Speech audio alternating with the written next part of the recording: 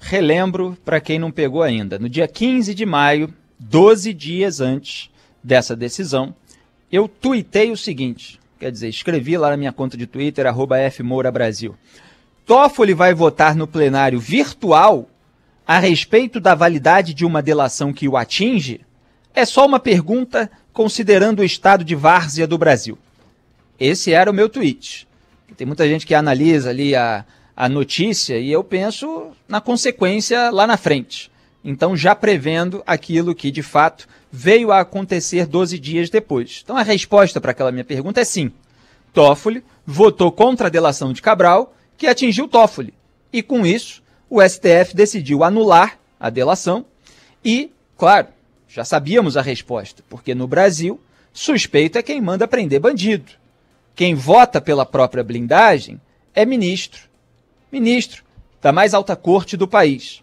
Então vamos voltar para explicar esse caso em etapas. O ministro Edson Fachin, lá do Supremo, havia homologado a delação do Sérgio Cabral em fevereiro de 2020. Havia ali endossado, aprovado ali que a delação pudesse acontecer. A PGR, Procuradoria-Geral da República, sob comando do Augusto Aras, indicado pelo Jair Bolsonaro, apresentou um recurso. Mas espera aí eu preciso fazer um parêntese entre essas duas questões, para aquilo que eu já havia citado aqui nesse programa. A própria PGR, que viria a apresentar um recurso contra essa decisão do Fachin, mas antes de apresentar o recurso, então a delação foi homologada em fevereiro de 2020. Em julho de 2020, a subprocuradora-geral Lindora Araújo, braço direito do Augusto Aras, bolsonarista ela, membro da PGR, pediu o compartilhamento de um anexo da delação do Cabral em uma investigação sobre o deputado federal Aécio Neves. Ela, Lindora Araújo, da PGR, disse que as informações prestadas pelo colaborador Sérgio Cabral podem complementar evidências coligidas no inquérito. O que isso quer dizer? Que a PGR, naquele momento, achou tudo bem a delação do Cabral, já homologada pelo Fachin, e quis usar para investigar melhor o Aécio Neves. Naquele momento, pode ter achado interessante investigar o Tucano. Aí passa um tempo, sabe-se lá por que motivo, num país sério isso estava sendo devidamente investigado. Hoje a gente sabe que a delação do Cabral também atingiu o Toffoli. Bom, a delação que atingiu o Toffoli também resultou, meses depois, num pedido da própria Procuradoria-Geral da República, essa mesma que estava interessada na delação, por causa da investigação do Aécio. Então essa mesma pediu a anulação da decisão do Fachin por ausência de aval da Procuradoria, dela própria, PGR, para o acordo da PF. Porque o acordo de colaboração premiada do Cabral foi firmado não pela PGR, mas pela Polícia Federal. Então vou repetir, mesmo assim a Lindora estava pedindo lá informações sobre a delação do Cabral. Mas aí depois falou assim, não, mas peraí, para tudo. Nós não demos aval para a Polícia Federal fechar esse acordo de delação premiada, então vamos recorrer ao Supremo Tribunal Federal contra a decisão do Fachin que homologou essa delação. Pois é. Então já tem aí uma série de rastros de iniciativas tomadas por conveniência de momento. Aí continua. Depois que veio à tona o pedido da PF para investigar o Toffoli, o Fachin submeteu o recurso da PGR ao plenário. Então o Fachin tinha decidido homologar a decisão, a delação do Cabral. A PGR, depois de se interessar pela delação, viu alguma coisa lá e fez um recurso contra a decisão do Fachin. Aí veio à tona o pedido da PF para investigar o Toffoli. Aí o Fachin achou que ia se meter numa enrascada se tomasse uma decisão monocrática, sozinho, a respeito do recurso da PGR contra a decisão dele mesmo. Estou explicando aqui tintim por tintim. Aí mandou para o plenário virtual. Nem sequer mandou para o plenário físico, quer dizer, para que houvesse um julgamento com todos os ministros dando a cara, com transmissão, sendo gravada em vídeo, para a gente ver o Toffoli votando contra uma delação que o atinge. Não teve gravação de vídeo, ministro dando a cara no plenário, não. Foi virtual. Botou lá, deu uma facilitada para quem queria melar o jogo. Muito bem, foi para o plenário virtual. Mas o que alegou o Fachin? Fachin arquivou, enquanto ele mandou o recurso da PGR contra a decisão dele mesmo para o plenário virtual, ele arquivou a solicitação da PF para apurar a conduta do Toffoli, acusado pelo Cabral de venda de sentença, quando estava no Tribunal Superior Eleitoral. Aquele caso que eu citei aqui do prefeito de Volta Redonda, o Toffoli mudou o voto dele, desempatou ao contrário, o resultado do qual ele próprio tinha participado, e o prefeito acabou não sendo cassado. Ao alterar esse voto, o Toffoli, inclusive, causou estranheza numa colega, a Maria Tereza de Assis Moura, porque ele fez isso em embargos de declaração, que geralmente são apenas para esclarecimento do acordo, não para mudança de voto que dirá de resultado. A ministra falou, bom, a gente está então rejulgando o caso. Tipo, que coisa esquisita, né? Mas, ó, se você está falando assim, então é isso, né? E aceitou, se curvou ali, complacente. Muito bem. O Fachin arquivou essa solicitação da PF para investigar o Toffoli sob o argumento de que a PGR pediu o encerramento do caso. E que a jurisprudência atual determina que a manifestação da Procuradoria seja seguida nesses casos. Então, a PGR pediu para acabar com o negócio todo, né? Ela recorreu lá ao Supremo Tribunal Federal. O que eu acho curioso, e eu lembrei hoje, porque acompanho as decisões do Supremo com todos os detalhes, tem claque aí para fazer torcida organizada, né? A favor, contra e tal, não analisa nada. Muito bem. Raquel Dodge, quando era Procuradora-Geral da República, ela promoveu, né? Porque é assim que eles falam, promoveu o arquivamento, não é sequer pediu. Já que, quando a PGR quer o arquivamento de um inquérito, ela promove. Cabe ao juiz apenas aceitar. Seria isso, né? A alegação a respeito de jurisprudência. Ela promoveu o arquivamento do inquérito das fake news aberto pelo Toffoli, lá no Supremo Tribunal Federal, de ofício, ferindo o sistema acusatório, de acordo com a análise de uma série de juristas, aquele inquérito do qual Alexandre de Moraes se tornou relator e que foi usado para blindar o próprio Toffoli e o Gilmar Mendes, de apuração da Receita sobre as suas respectivas esposas. Escritório de advocacia. O Cabral disse na delação que o Toffoli recebeu os 3 milhões de reais para alterar o voto, no caso do prefeito de Volta Redonda, pelo escritório de advocacia da esposa. Curiosamente, no inquérito aberto pelo Toffoli, outro caso, né?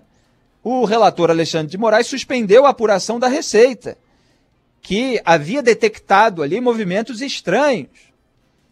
Tudo sendo varrido para debaixo do tapete. Muito bem, nesse inquérito, que foi usado para blindar o próprio Toffoli, a Raquel Dodge, na época PGR, ocupando o cargo hoje ocupado pelo Augusto Aras, pediu o arquivamento.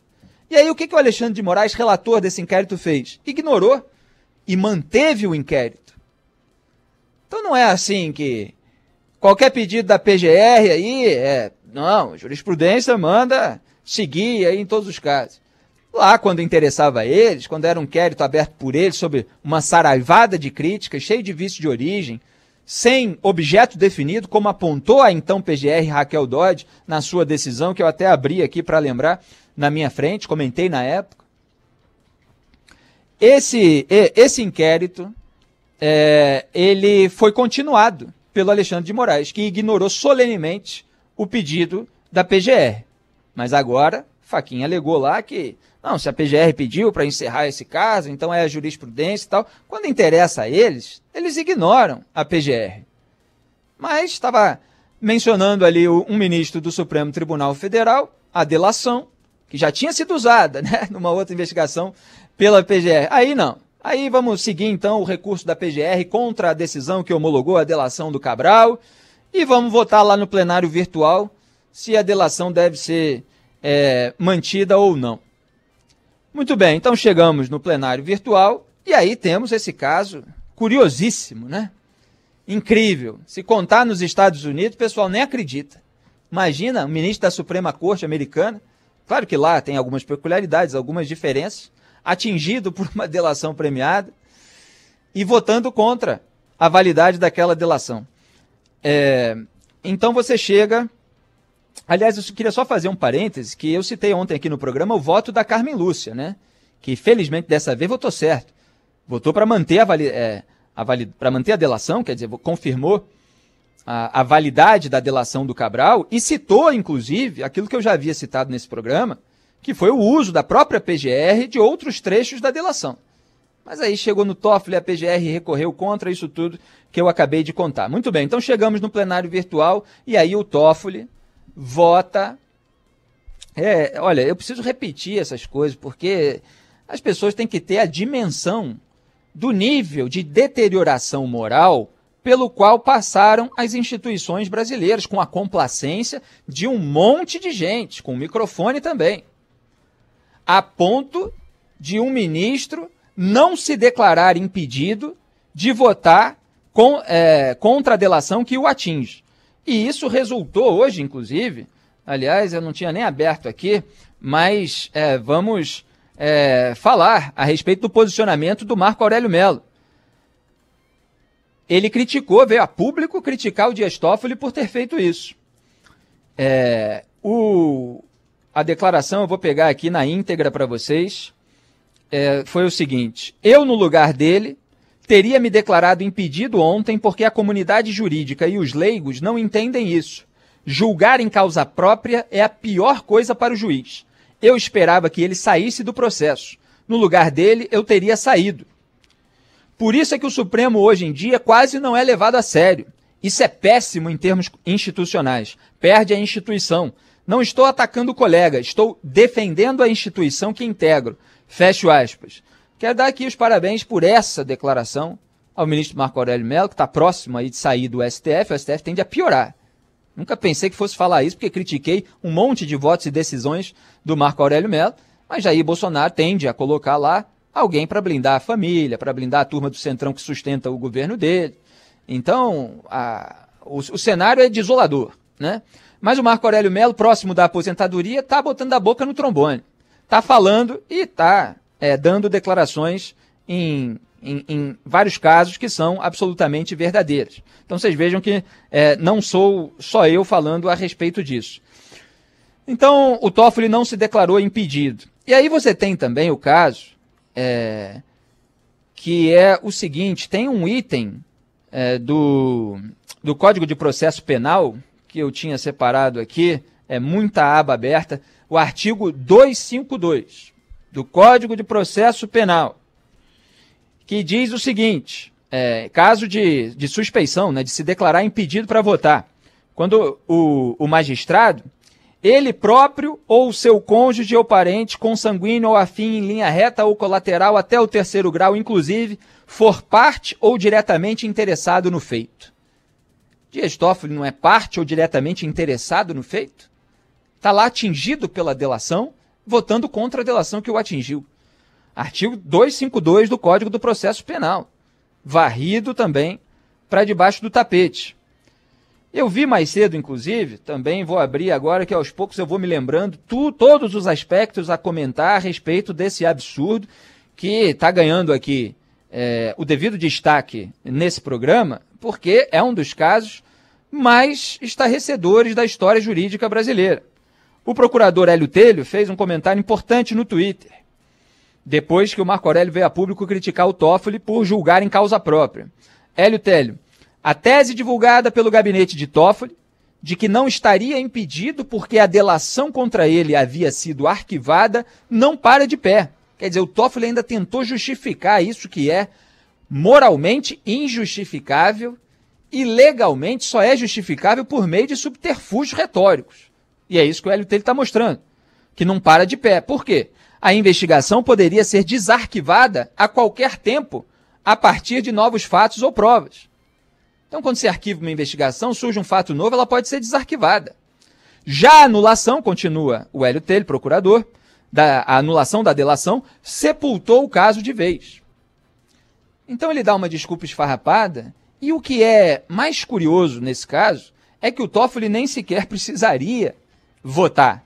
Mas ele fez questão ali de sambar em cima, de mostrar que é onipotente mesmo. E qual é o problema? Por que teme? Qual é o medo? O medo que faz com que o Toffoli arquive ele próprio inquéritos baseados na delação do Cabral, 12 inquéritos. Ele próprio, Toffoli, abra um inquérito que é usado pelo relator Alexandre de Moraes para suspender a apuração da Receita sobre o escritório de advocacia da esposa, esse que, segundo o Cabral, teria recebido dinheiro em troca da alteração de voto dele, e ele vota contra a delação que o atinge. Eu estou repetindo bastante esse ponto, porque realmente é estarrecedor. E o Luiz Fux, lamentavelmente, foi o responsável pelo voto que formou a maioria. O Toffoli ainda veio votar depois dele, né? E em setembro de 2020, o Fux alegou questões de foro íntimo para não analisar um recurso da defesa do ex-governador do Rio, Sérgio Cabral, justamente contra o engavetamento, quer dizer, o arquivamento sumário feito pelo Dias Toffoli de 12 inquéritos abertos a partir da colaboração do Cabral. Então o Toffoli, né, numa dessas frentes de autoblindagem, ele arquivou sumariamente 12 inquéritos abertos a partir da delação do Cabral. Aí a defesa do Cabral entrou com um recurso no Supremo Tribunal Federal. O Luiz Fux alegou questões de foro íntimo para não analisar esse recurso. Passou o caso para a ministra Rosa Weber, um caso que não foi julgado ainda. Quer dizer, esse arquivamento sumário dos inquéritos a partir da delação do Cabral, ele teria de ser analisado ainda pela Rosa Weber. Só que agora, como eles melaram a delação toda, aí provavelmente vai perder o objeto e tal. Então o Fux, nesse caso, alegou ali questões de foro íntimo, para ele não analisar. Só que aí agora o Luiz Fux resolveu votar. Votou contra a validade da delação do Cabral. Quer dizer, tinha questão de foro íntimo em relação ao recurso da defesa do Cabral e não tem agora para votar a respeito da validade da delação como um todo? Então é o que eu falei aqui semanas atrás. A tendência era que o corporativismo do Supremo enterrasse a delação do Sérgio Cabral, cujos benefícios nem sequer estavam definidos, porque essa é a diferença quando se fecha uma delação com a APF. Então o Toffoli, por que teme tanto assim?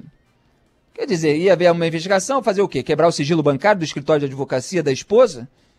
Poderia aparecer ali alguma coisa errada? É esse o medo? Se não fez nada errado, vai aparecer o quê? O dinheiro depositado pelos clientes do escritório. Mas não pode nem começar a apurar.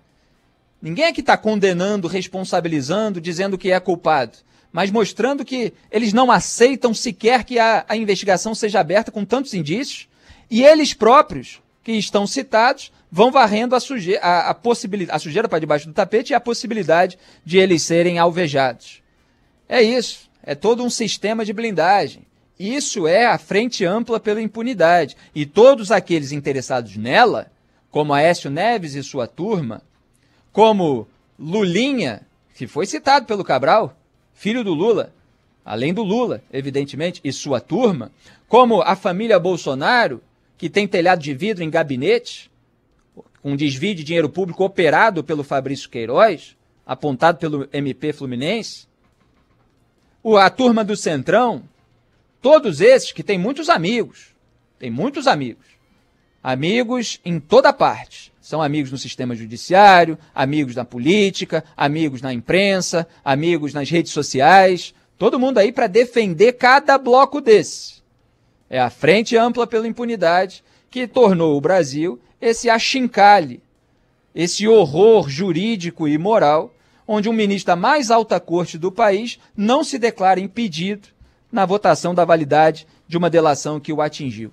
Quer dizer, esse é o resultado, defendido aí por todos esses grupos que passam pano para a sujeira do seu grupinho, porque pertence a um grupinho, a família torce para aquele grupo, os amiguinhos do trabalho, ou tem mais oportunidade de emprego se torcer para aquele grupo, e aí as pessoas fazem cara feia se apontar alguma sujeira. Então a sujeira só é apontada quando é dos outros, quando é do grupinho deles, ou quando é de alguém que pode favorecer eles em alguma decisão, aí não é sujeira, aí é tudo mentira, aí o investigador, o juiz, o procurador, que é um grande ditador, aí associa qualquer pessoa que sempre combateu a corrupção, por exemplo, a uma figura específica para tentar deslegitimar. Tudo isso que a gente está assistindo no Brasil. Quer dizer, a moralidade não está mais acima na nossa hierarquia. Na nossa, minha não, né? Na nossa, que eu digo do Brasil, das pessoas que têm poder no Brasil. A moralidade pública não está mais num patamar elevado da hierarquia de valores. O que vale mais é a tribo a qual o sujeito pertence. A tribo acima de tudo. Né? Esses slogans aí, Jair Bolsonaro, por exemplo, Brasil acima de tudo, Deus acima de tudo, tudo mentira. É a família dele acima de tudo. Então é isso, é o grupo político, é a família nuclear ali do político, não é a família brasileira. Isso é conversa fiada, slogan de campanha para otário acreditar. Todos esses são responsáveis por esse clima que se criou no Brasil.